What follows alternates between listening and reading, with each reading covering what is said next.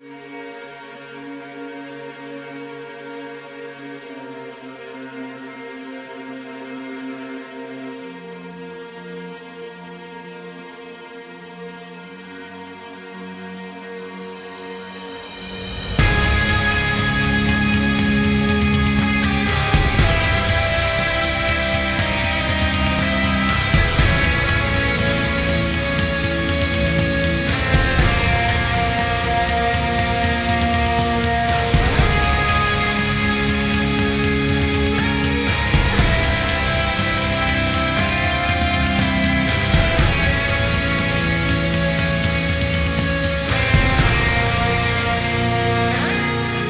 right, guys, ladies and gentlemen, you're listening to the Deadman's Tome podcast. I'm your host, Mr. Deadman, and this show is too sexy for YouTube because of the voice you're listening to right now. With us tonight is Brian Niemeier. How's it going? Oh, quite well. How about yourself? I'm doing fine. How's the coronavirus treating you? You doing okay? Corona-chan has spared me. Corona-chan has spared you. That's good. I was trying to do everything I could. I was like, I want to eat some bat soup and get this thing, but I just can't get it. No, I've been good. We've been good over here. All right. Well, any sponsors? This show tonight, this episode is sponsored by, not sponsored by, Gentleman Jack and SOR Cigars. So, but that said, drink up. I know I'll go ahead and have a shot right now. Go and start off with that. All right. Now, I'll start off with one question, Brian, with all my guests. Who are you and what do you do? I am Brian Niemeier. I'm a best-selling and Dragon Award-winning author of the Soul Cycle sci-fi horror series and now the Combat Frame Exceed martial thriller series, or as I like to call it, giant robots hitting each other with laser swords in space. That's pretty badass. I like to think so. And the reason I'm here is that Dragon Award happened to be the first ever Dragon Award for Best Horror Novel, which I won in 2016 for my novel Soul Dancer. Now, that sounds pretty cool. So you won an award for that novel. So I take it that the feedback has been great. Oh, yeah. And what do authors crave more than honest and helpful feedback? I mean, that's how you grow. Mm-hmm. That's how you learn to connect with your audience. And that's really where you learn about yourself and your craft. So that's right. Yeah, it's got a ton of great, insightful reviews, and the main bit of feedback that I get on the Soul Cycle as a whole is that there's really nothing else like it out there. I think that the most succinct description I heard was, okay, imagine the crew of the Firefly overdosing on the spice from Dune and waking up on Cthulhu's couch with a hangover. Okay, that's pretty crazy. Just overdosing on the spice from Dune and waking up on the Cthulhu's couch, that alone is crazy. Wow. Like, how did you come up with that idea? Well, that's a question authors are asked more than any others. Oh, where do you get your ideas? Ideas are a dime a dozen. I mean, they are. It's raining soup outside. Mm-hmm. Head out the door and don't bring a strainer. Bring a bowl. So yeah. It's really in the execution because, I mean, as horror fans, we've seen hundreds, if not thousands, of horror properties. Mm-hmm. And the real trick is to manage our influences. So it's walking this razor's edge between being so esoteric and being too clever by half so that most audience members don't catch the reference, and then on the other extreme, beating people over the head with it. That's right. And that just takes skill. That just takes hours and hours of learning your craft. You know, no different than a carpenter building a house or a plumber, you know, in installing a sink. It's right. And what you said or is performed to a standard. spot on. It's about execution. I mean, you can have an idea that's similar to someone else's. A lot of people do. Ghost stories been done to death, right? Why do we need any more? But if you can execute one, if your execution is better than others, then okay. Maybe you could do. Maybe you have another spin to it. Or, maybe the way you tell it is different. And here your idea was. It already sounds insane. You got me hooked just on that alone. So Dancer, I gotta give that a try. I gotta definitely look into the book. Now, did you get, because there's another book you've written, Don't Give Money to People That Hate You. Did this book have anything connected with that? Oh, well, Don't Give Money to People Who Hate You. I said a long genesis. That's really the culmination of my entire writing career to this point, and also just the sort of conquest of pop culture that anyone who has eyes to see, I'm sure you have, has noticed. So being involved with the Dragon Awards and the Hugo Awards, because I'm also a John W. Campbell Award for Best New Author nominee in 2016, and that award no longer exists. Wait, what? Because of the factors we're talking about. It was named after the legendary science fiction magazine editor, John W. Campbell, who co-discovered guys like A. Van Vogt and Robert Heinlein and Isaac Asimov. Published a lot of their first stories. And yeah, the woke crowd memory hold his name just a couple of years ago. In the award ceremony associated with it too. Like, right. That is crazy. They just completely dismantle that, destroy that, because, I mean, what's so problematic? What did the guy do? Well, he had, frankly, what would have been considered progressive politics for the 40s, but he just couldn't keep tap dancing on that ever-moving Overton Widow ledge, mainly because of the handicap of being dead. Yeah, that's right. But it's just like how the H.P. Lovecraft Award is no longer the Lovecraft Award. They took his name off of that. And that's fucked up too. People are, oh, it's rewarding a racist. Really? It's not rewarding a racist. What are you talking about? It's rewarding an artist for his work, for his legacy. You know, I said this before, and someone tried to say, oh, I'm apologizing for Lovecraft. I don't care if the guy was racist or at all. I don't care if he's the most racist person ever. Like, you cannot say that his work hasn't had great influence on many authors, not just horror authors. And not even just authors, directors too, all artists. You can't take that away. You can't erase history, but yet, in the aim of being progressive, being virtuous, on the pursuit of being virtuous, the most virtuous person ever, in that pursuit, they destroy art.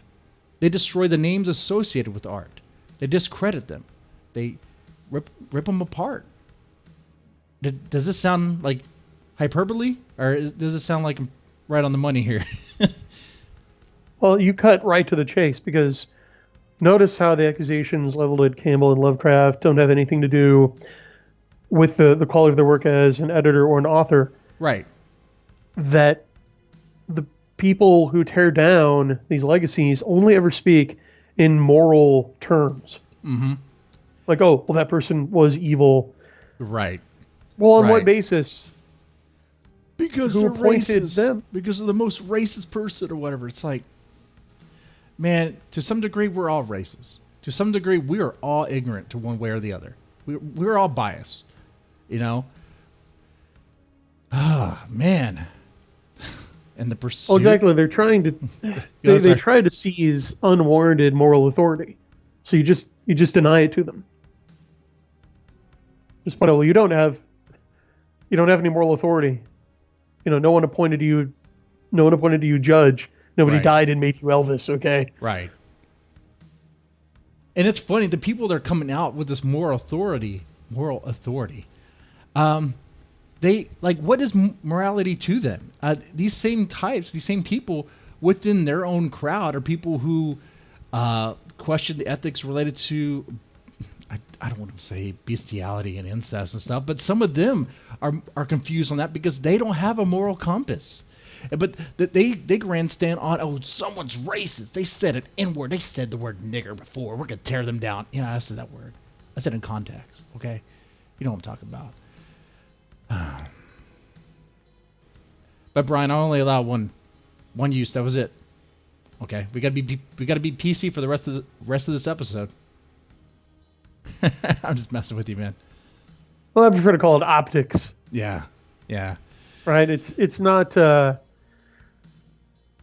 watering down your message. It's making sure the message is presented in a way that you meet the person you're trying to convince where he is. Right. Same reason why, I don't want these streams constantly, or these podcast episodes constantly, overrun with a bunch of, I guess, banned words that you can't say. But I do like to say them every once in a while to take the power out of it. To be like, look, this is a word that people are afraid of. Like, say it in a certain context. It should be fine. Besides, I publish horror. I publish stories about killing, mass murder, rape, assault, things like that, and horrifying things. It'd be fucked up if I were like, oh, don't say a certain word because it might offend someone when the material I put out there is offensive by design.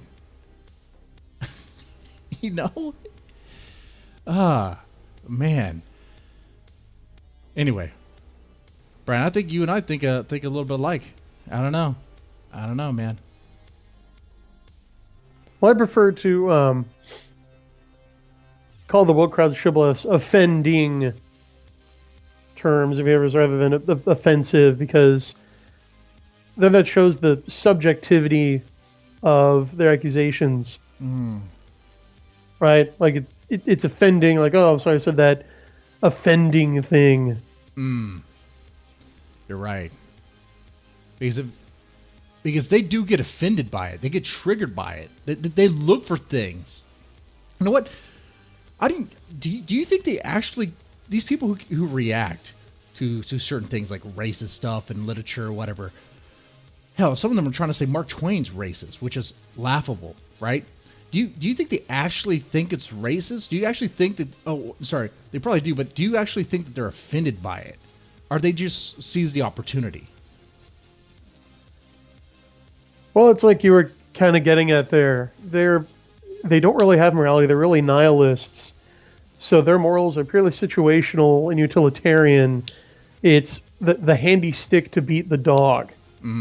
Because they will take umbrage over some action or some speech 1 minute and then turn around and excuse it on the part of their own guys, or condemn a target for the exact opposite the next minute. It's completely inconsistent, and really the only common denominator is whether or not it advances their goals.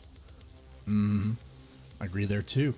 There's people that they leave off the hook, though sometimes I question that too, because Stephen King was recently in hot water for just a little tweet he made about how about awards in writing and art, awards in art, how he doesn't consider diversity, he considers quality, which I understood what he meant, but because he appeals to, well, the woke crowd ever so lately, appeals to the never Trumpers and all of them, they seize that opportunity to go after him.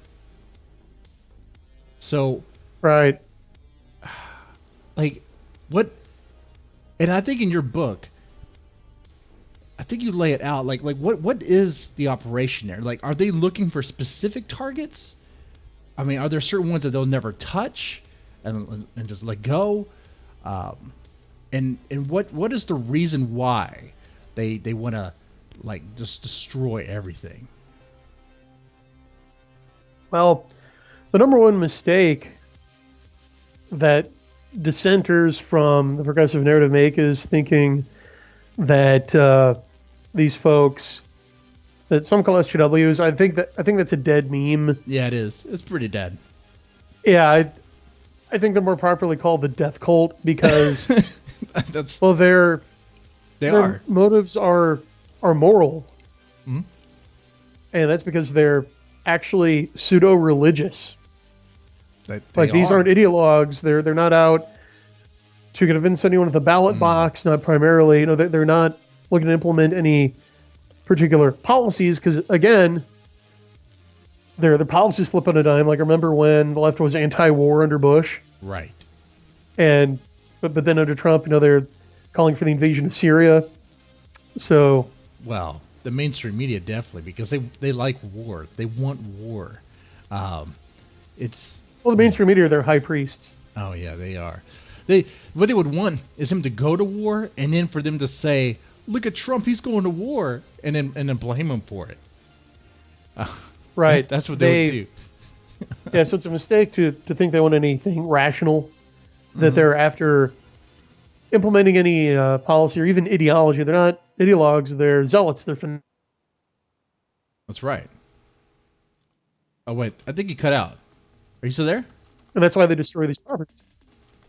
Oh, I think you Yeah, cut I'm out for still a there. second. I think you cut out for a second.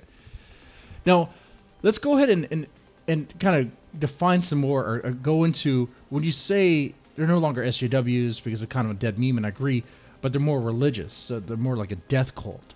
Do you ever get any pushback on that? Do you ever get like, oh, that's too far? They're not religious, or they're not. There's no real parallel between that. And what would you say to those? I give you that sort of pushback. I have. And Okay. to them, I just direct them toward Drag Queen Story Hour, where you have men dressed as demons with horns and the whole nine yards, exposing themselves to children at public libraries, Right. while the police snipers are stationed on the roof to keep Midwestern moms, like to keep soccer moms away from the proceedings, to keep protesters from endangering, you know, the poor innocent proceedings inside. And See, I was aware. direct I was aware of the drag queen story hour. I had to roll my eyes on that too. It's like, look, I don't care if you want to be dragged. If you're a grown ass man, you wouldn't be dragged. You'd be dragged. Whatever. I don't care. That's your lifestyle. I don't agree with it. It's kind of degenerate, but that's up. That's what. If you want to do that, that's up to you. Okay. But why, like a kid, especially elementary school? Why? Or middle school? Why? You know what? Wait. Correct me if I'm wrong here. Did the drag? Did did they do that story time in a middle school or a high school? They can't because they would laugh at them. Those students would fucking laugh at them good point. because they see right through that bullshit. They would laugh at them. But what I wanted to ask is, I wasn't aware about the snipers on the roof. Did that actually happen? Yeah, it did. No shit. Yeah. Oh fuck! Who paid for that? See if I can find the Our story. Our tax dollars. Yeah. Your school. Yeah, Your school paid for snipers. Oh man. Yeah, Where, it was a where was that police at? SWAT team. It was somewhere in the Midwest, Oh shit. if memory serves, and it's happened more than once. But yeah, Man, Like, I that know was, that's fucked up. Totally fucked up. God damn. well, exactly, and that's the whole point. Mm-hmm. Yeah, here we go. All right, I'll take a look at it. Not really live on the show, but I'll take a look at it later. But I trust Okay, you. here's I one trust up. you. It was in Spokane, Washington. Was this report? But yeah, it's happened multiple times. Okay. But I can put the link in the chat Okay. here. All right. Now, yeah, definitely do that. I would even say, I mean, okay, that's a good example. It kind of reminds me when I see these sort of far progressive types, it's usually them. Though it does happen on the right too. We get religious zealots that want to say you got to ban this because it's satanic or whatever. It's like, guys, you guys are kind of doing the same thing. I mean, do you feel that way about them as well? Is it kind of like the same thing, or is it different?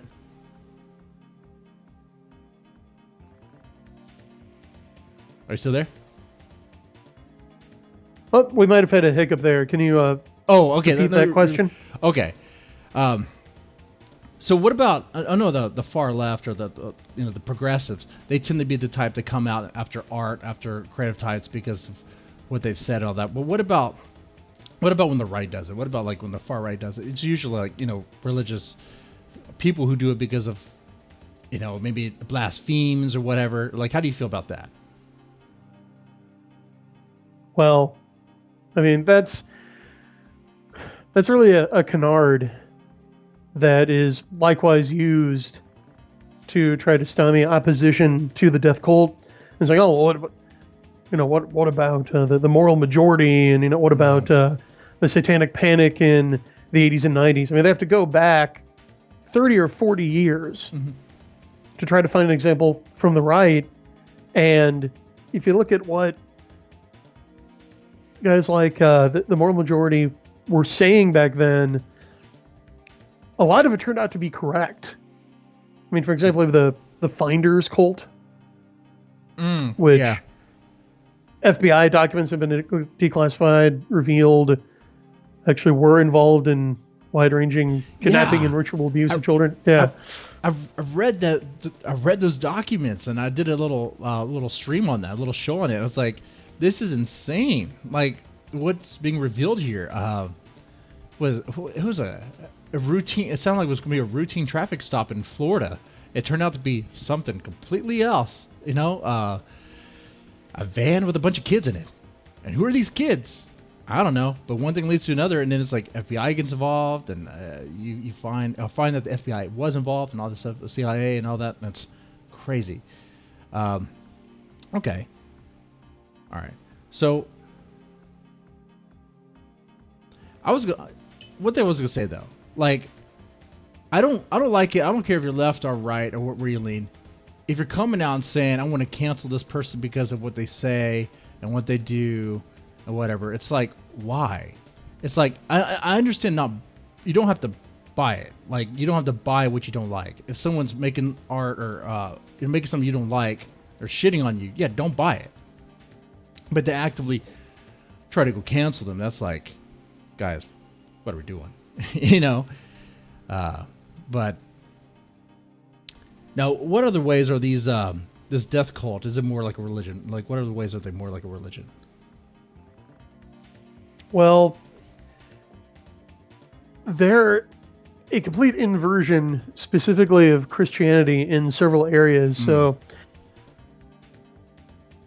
what they do is they take various Christian doctrines and twist them. So, for example, the doctrine of the fallen original sin, right, where Adam and Eve ate the fruit of knowledge of good and evil against God's command and Satan's prompting, and so it happened, death and sickness and disharmony with nature and discord with each other entered the world. Right. Well, the death cult has its own version of original sin, and it's white privilege. Yes. Right? Various kinds of privilege and intersectionality, where they start with the conceit that, okay, well, everyone is radically equal, right? There aren't even any distinctions between people, except for these oppressor groups that somehow, even though everyone is equal, were able to gain a leg up on everyone else and oppress them. And that original sin can never be atoned. You've got to constantly self-flagellate and defer to like other marginalized groups in order to atone for your privilege. But unlike in Christianity, there is no redemption or atonement. You just got to wear a hair shirt for your entire life and usually give members of aggrieved groups money. Right. It's like, what are you supposed to do to for redemption. How are you supposed to be redeemed? How could you possibly be when your sin is just being a white guy? Being that in your history, I guess your ancestors did things that, sure, they did some bad things, but I mean, that's not me. That has nothing to do with me, you know? But people buy into that. You know, you see white guys who buy into that, be like, "Oh, I'm so depressed because I'm white. I feel that I gotta apologize because of what my ancestors did." It's like, no, you don't. You don't have to. Right? You shouldn't feel guilty about the sins of your father, right? I mean, that's how I look at it. Well, because you're approaching the situation rationally. Right? And there's even not to bring more race in it, but there's even like black dudes who feel the same way, and I mean, it's like it's not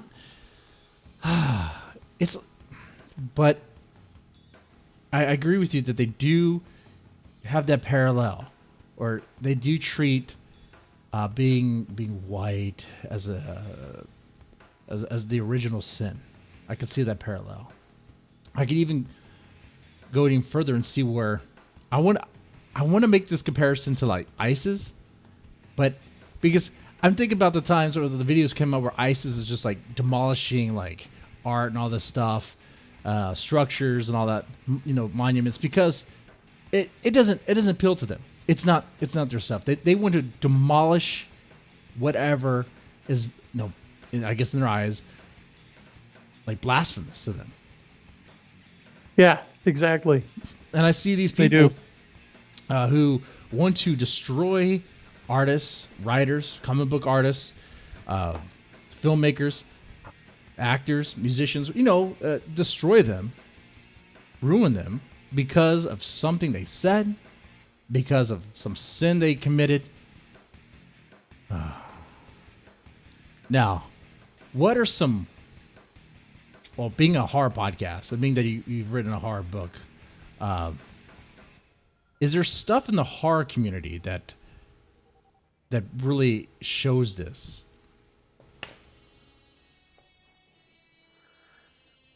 Well, I mean, you pointed to Stephen King, for example. Mm-hmm. And I mean, he's all over Twitter constantly attacking the president. Right. Right. I mean, he's got one of the worst cases of Trump derangement syndrome you could ask for. Right. He's basically patient zero. Similarly, this is more in fantasy, but J.K. Rowling getting thrown under the bus for statements she's made about her character's sexual proclivities and orientations, because there is no redemption in the death cult, but the best you can do is to sacrifice someone else to the mob. Mm-hmm. Just to grab them and say, here, throw them behind you. Right? Like the old joke about being chased by a bear. You don't have to outrun the bear, you just have to outrun the next slowest person. Right. Right. So it becomes like in a communist dictatorship where the only way to clear yourself or stay one step into the gulag is to inform on someone else. Rat someone else out. Hey, don't come after me. This other guy, hey, he did something much worse than me. Yeah.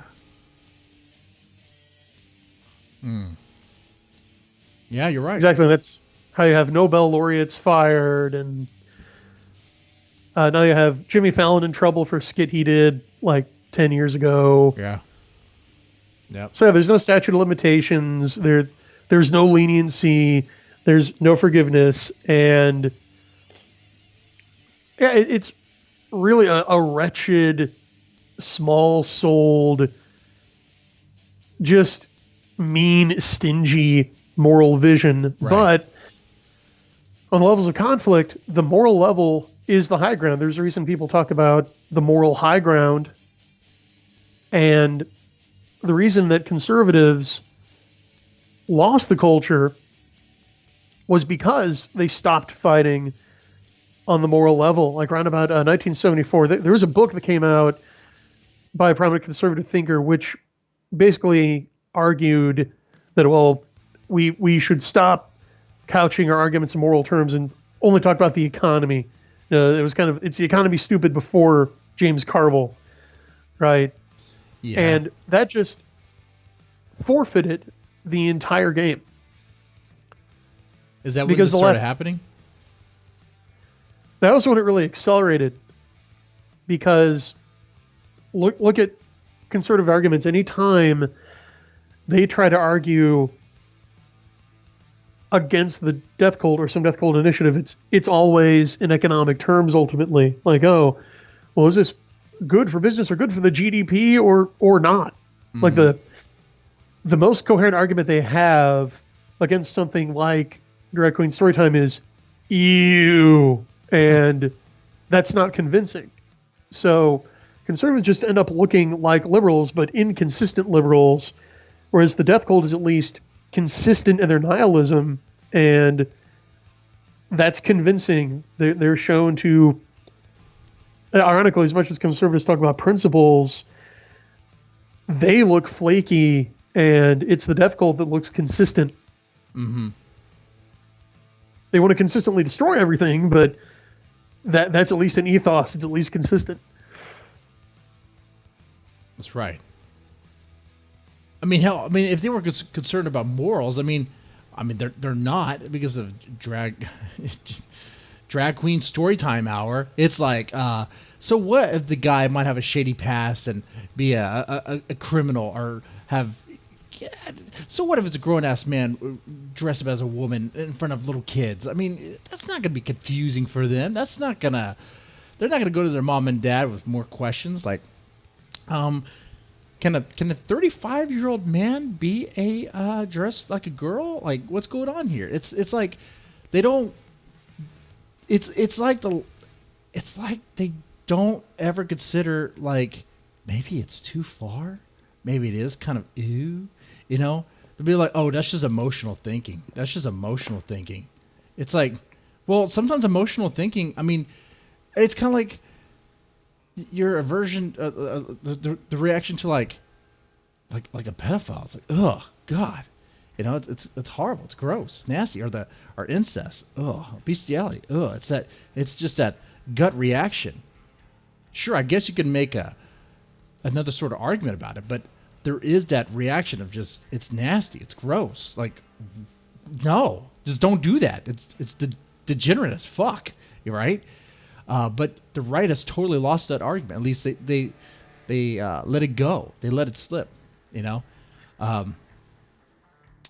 and they had to, by the strictures of their own, I don't want to say ideology, because they don't really have one. It's more of a pose, because really the entire culture war has been taking place within the left's frame, okay?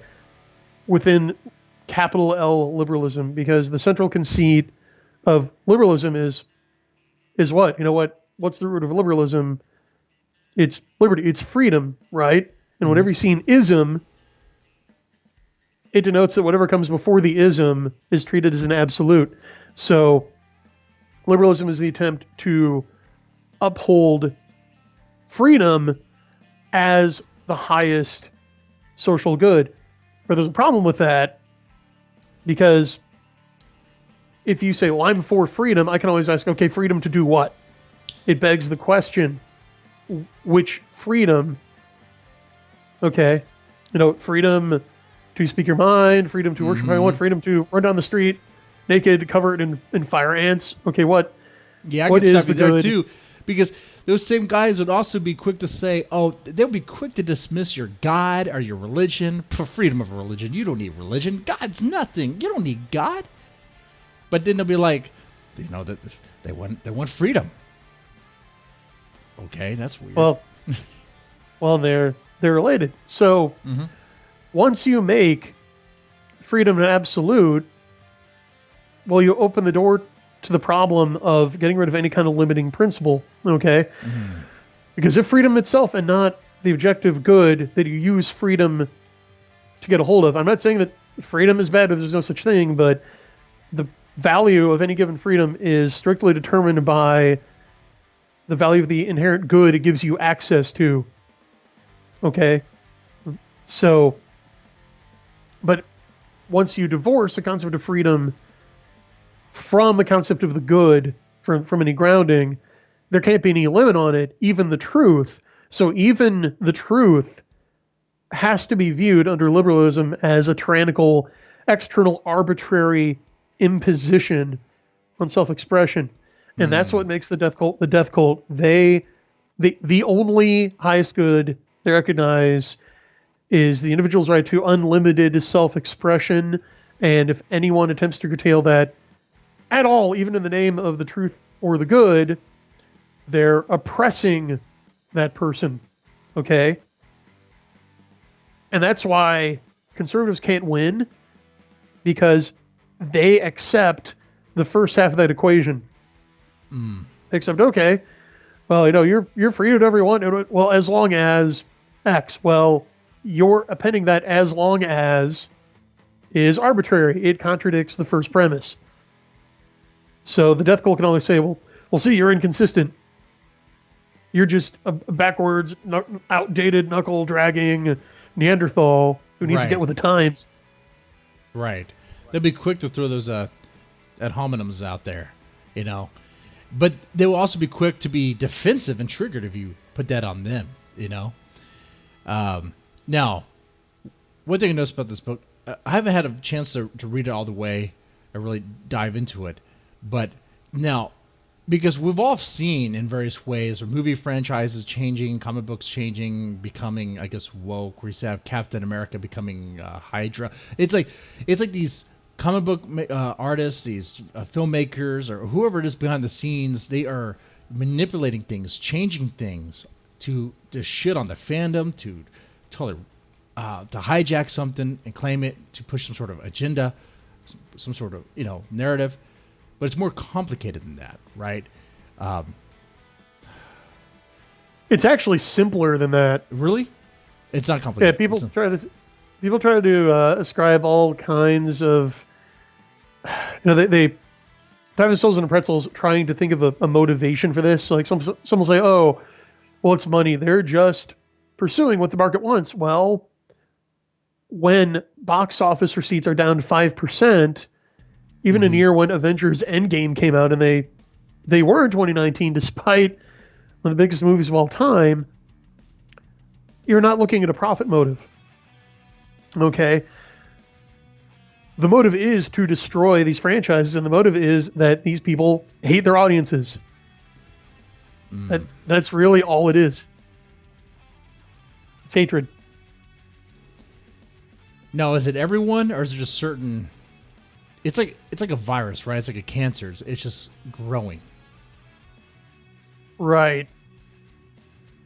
And yeah, it's others, but it starts with them, because again, nihilists. So they want to be destroyed, but they want you to go first.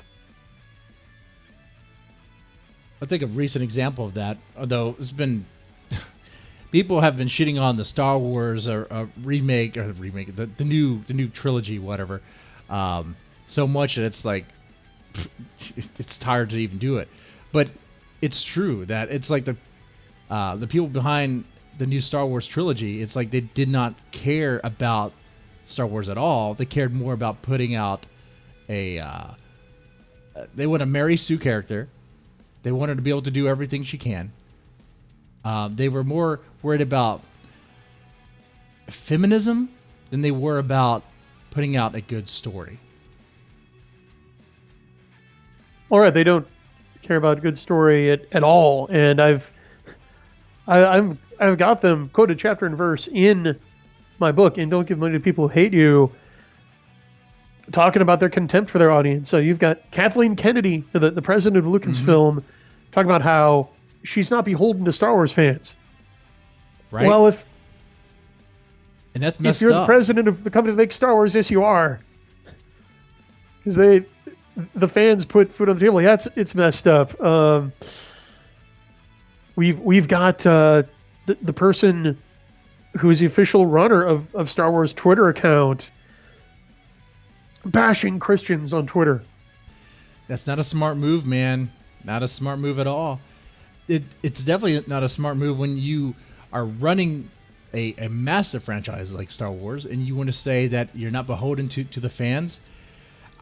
You know, if I were to play devil's advocate and be like, maybe she means not like the demands of the fans, but we're talking about, look, man, they just want a Star Wars movie that's good. It's not complicated. That's not hard to make. You know, when you say that you're not beholden to them, that's fucked up. That's not giving them love. That's actively shitting on them and just rubbing it in their face. Not good. Yeah, and they take perverse delight in doing that. And it's not like they're keeping it a secret. They don't. They're going around telling people, yeah, we hate you. We're not making this for you anymore. And for some reason, a lot of folks are still attached to these franchises, just have this selective hearing about it, which is why a difference between two cults. So there's the death cult, which is the engine actually actively trying to undermine the foundations of Western civilization and destroy it. Then there's the pop cult, which is kind of like the outer party to the death cult's inner party. And most of all members of the pop cult have no idea what's going on, and they're not even aware of this dynamic happening. Gotcha. But so would the Kathleen Kennedy, would she be more a member of the pop cult, or is she part of the death cult? Oh, death cult. The people are actually making it. Okay. Yeah. Again, it's well. Again, basically, have you seen Red Letter Media's Nerd Crew? Like their fake podcast about pop culture. That's funny. The characters they play are spot on spitting image reproductions of pop cultists. Right. Because there are other podcasts. I know. It's like, yeah, they act just like. Yeah, don't ask questions. Just consume product and get excited for next products. That is the pop cult mentality. But they're on this slippery slope to hell. Right.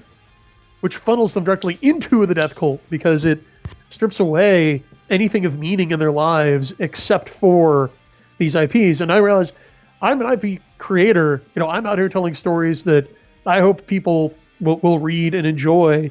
So it sounds counterproductive, but it's really not, because I see myself as spinning fiction in service of the truth, right? I do acknowledge truth, right? I do acknowledge Jesus Christ. I do acknowledge the underpinnings of Western civilization.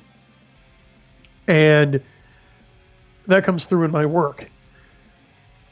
So I'm not going to warp or allow my work to be warped into a weapon against those things. That's one of the main reasons I'm an indie, and you know why the New York Publishing Establishment isn't too fond of me. Like to be an indie to have the feelings about Christ and putting that material, that influence in your work. You kind of have to be indie anymore.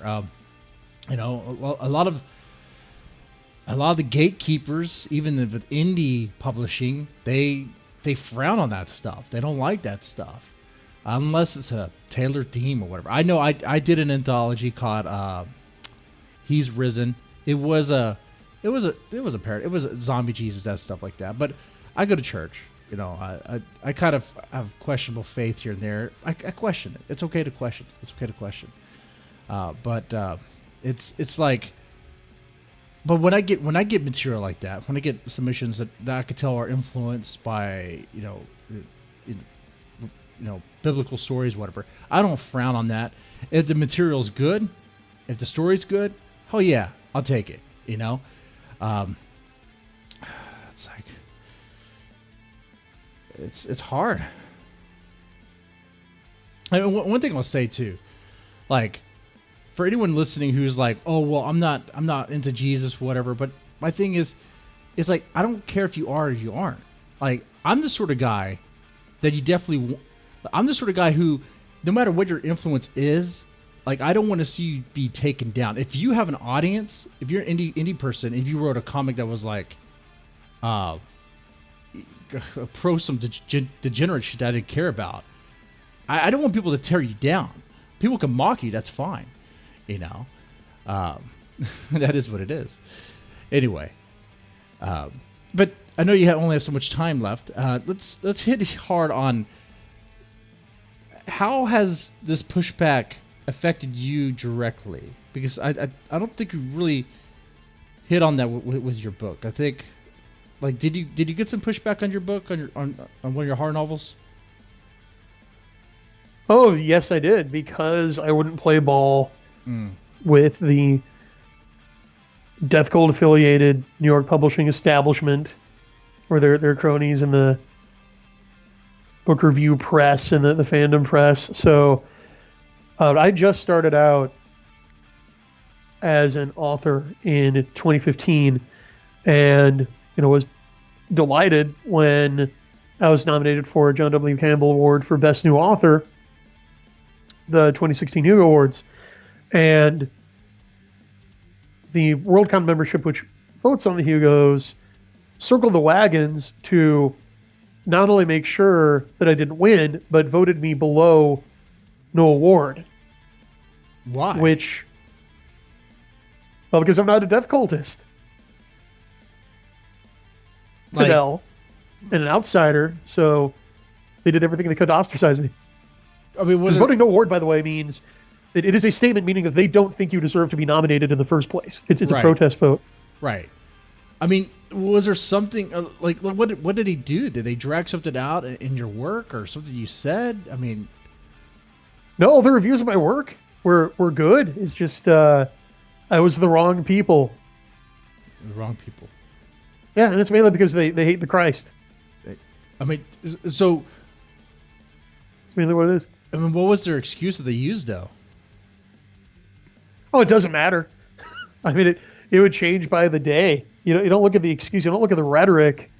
Don't look at words. You look at outcomes and actions. And the outcomes of the Hugos have been that they've continued to shrink. They've continued to exclude the vastly larger fandom, the people who like mainstream science fiction and fantasy, and is shriveled to cater to this small, aging cult of perverts who just want to huff their own farts. And that's not sour grapes. I mean, if you look at who's nominated for the Hugos this year and last year before that, it's the same clique playing musical chairs. They just nominate each other for different awards each year and take turns winning. I've noticed that with certain anthologies, certain year's best horror anthologies, it's usually the same authors every time. It's like, that's weird. There's a connection. Yeah, and again, it's there. not sour grapes. I could care less. I could not care less about winning a Hugo, because I won a dragon, which one is a True Reader's Choice Award. It's open to anyone who wants to vote. You don't have to pay any money. You don't have to buy a DragonCon membership. So first of all, to vote for the Hugos, you have to be a member of DragonCon. You have to put down money. And the membership of DragonCon is an order of magnitude bigger anyway. So my book was recognized at the Dragons by 10 times more people, and people with better taste. Hey, that's pretty good. So I mean, really Worldcon can keep the Hugos. Yeah, and I'm grateful every day to the readers that found Soul Dancer worthy of a Dragon Award. And as time goes on, the prestige of the Dragons is only increased, while the reaction of most people I talk to about the Hugos is, the what? Now, like I said, I know you only have so much time. Real fast, tell us about Combat Frame X-Seed, and then we'll talk about your favorite horror movie. I always ask all my guests that. I got to at least get that from you. Anyway, tell me a little bit about Combat X-Seed. I am an anime guy, and this right here, I'm seeing a big mech thing in space, You are, yeah. and it looks pretty badass. Yeah, Combat Frame Exceed, put simply, is Mobile Suit Gundam meets Tom Clancy. So it's a martial thriller with giant robots. Hey, That's what more pretty can you good. ask for? That's pretty good. Any sort of what's the feedback been like? Oh, tremendous. One of my favorite pull quotes here from a reviewer was this crazy MFer starts with fixing Gundam and doing it better, then pivots to Macross meets 40K. Mm-hmm. Oh boy, oh boy. Oh, that sounds good. Oh, speaking of Gundam and anime stuff, this sort of stuff happened with Vic Mignogna. I'm sure you're aware of all that, right? I don't have to regurgitate all that I stuff. wrote about it. If you don't know that, look, I did some videos on it. You can follow that. There's all sorts of other people like Nick Ricchetto who've done videos on that too. Okay, but I think the reason why he was targeted wasn't because of what he did. It's because of what he's. It's because of who he is. It's because he's a Trump guy, isn't he? He's a conservative guy, right? I don't think He's a Christian guy. Mm-hmm. He's a Christian. He's a conservative. I think he's a Trump guy. I'm not sure, but they don't like that. They don't like that, so they got rid of him. I mean, that's the only thing that makes sense when the people that targeted him are guilty of the same stuff they accused him of doing. Right. Chris Sabat or whatever, who's might have been running. It looks like the evidence is really leaning towards he was running a casting couch. But it's anime, so who cares? Right? But right. If they don't like you, they're going to go after you. Oh, and Funimation. They think they're going to change anime. They think they're going to cleanse anime. Japan is the last bastion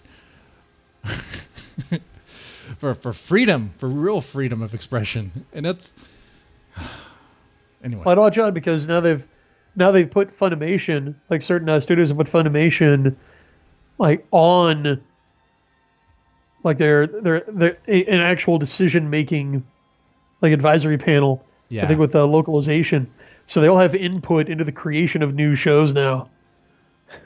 So careful about the based Japan meme. That's it's a meme, but it's a meme. If you know what I mean. Yeah. I hope they resist. I hope they laugh them out of there. I don't know though, because Sony's cucking. Sony's cucking. I don't like that. I'm cringing to that. Sony's cucking. You know? Yeah. So horrible. Sega's cucking. Nintendo. Yeah, they took down a hoodie from their store because it featured the Japanese Rising Sun flag, which again, Death Cultist jumped on it and said, "Oh, well, Imperial Japan were allies with Hitler in World War II, so therefore that hoodie may as well have a swastika on it." So what do these Death Cultists want Japan to just get rid of their own flag? Okay. Yeah, they want to destroy it. What about China? China's flag is horrible. China right now is torturing Muslims.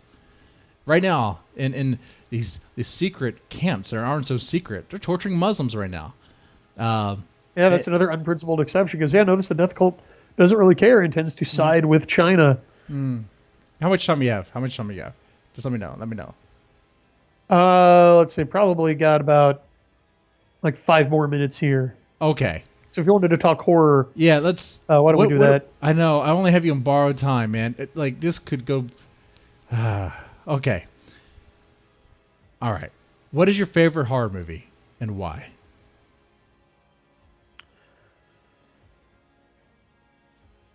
Oh, okay. Several different possibilities are racing through my head here, but okay. My desert island horror movie, right? Where if you can have only one horror movie for the rest of your life, you're trapped on a desert island, you're not getting any more, and you have this one movie to watch. What's it going to be? That's the criterion I'm using. And yeah, one that I just keep coming back to, and I know that some people are going to give me pushback on this one, The Rob Zombie Halloween but remake. I'm just joking. no, not that one, or really any of the Halloweens. Although I do enjoy the early entries in that series, Yeah, the and original was I even fun. like Season of the Witch. I like Part 3 because it was originally planned as an anthology Yeah, thank you. series. All right. Yeah, but All right, all right. yeah, they What? finally got back to it. But yeah, I'm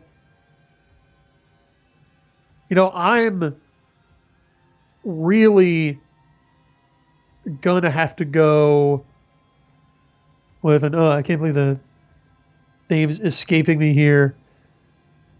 But I'm gonna have to go with John Carpenter's The Thing. Speaking of kind of getting back to what we were talking about earlier Yeah, with reimaginings, because some people have called it a sort of sequel to The Thing from Another World, but I've heard that. I think James Ralph on Cinemassacre, he made that argument too.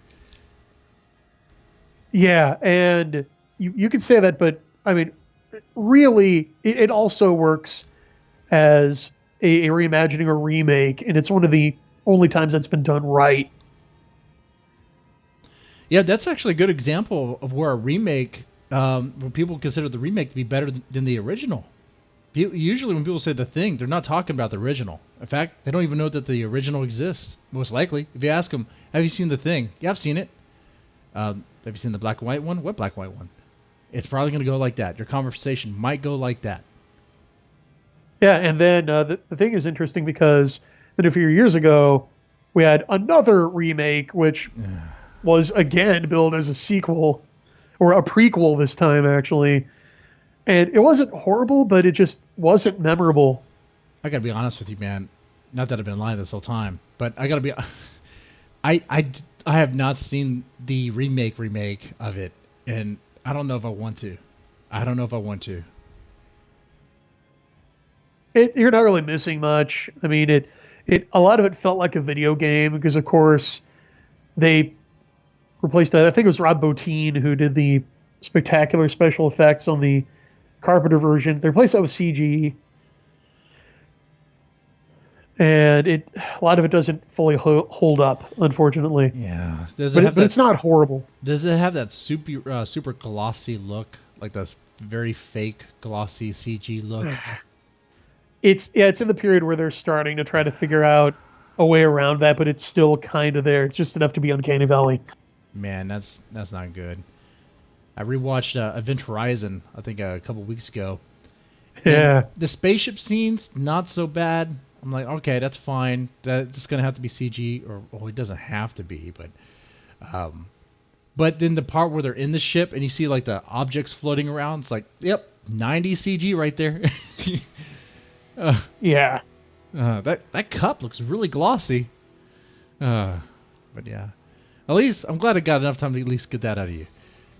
I feel this talk has been pretty good. I think we went over the place. I honestly feel like we didn't have much time to really delve into detail and the nitty gritty about certain things. And I kind of regret that. But Well, that's why there's the book. No, I wrote it That's down why. for your convenience. But see, I love to try to get even more material from my guests. Like, tease me. So I'll ask you that right here.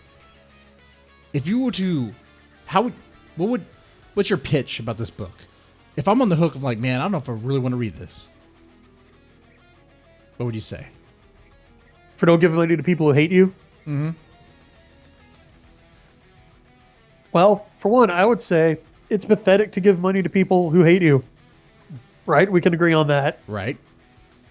Well, if I had certain proof that the people currently in charge of your favorite beloved childhood IPs hate you and are wielding those IPs as a bludgeon to attack you, your self-respect would demand that you consider that evidence, right? Right. Okay, well, it's all laid out there. So you learn to stop giving money to people who hate you, reclaim your dignity from the death cult, and have fun, because there's actionable advice in there. I'm not talking about moving out to the desert, becoming hermits. There is endless good, non-degrading fun to be had at your fingertips. The internet puts that within easy reach. And also, if you want to get involved, so one thing I talk about is, if you want to make an indie horror movie, I was deeply involved in the indie horror scene. Here's a rough, quick start guide for how to do it. You know, how to rent a red cam on a shoestring budget and go out with, your roommate or a bunch of buddies on a weekend and start filming and start producing something to counter this flood of direct from Hollywood. Hey, you got me on that one. All right. Brian Niemeier, it's been great talking to you, ladies and gentlemen. Thank you so much for watching. Press the like button, share, and subscribe. Even though this YouTube channel has been demonetized, I'm sort of like, what's the incentive for me to even say that stuff anymore? Definitely check out the show on the podcast side of it and share that around, because that's what really helps. That's what really helps. Anyway, Niemeier, it's been great having you. I'm going to go ahead and wrap up the stream here.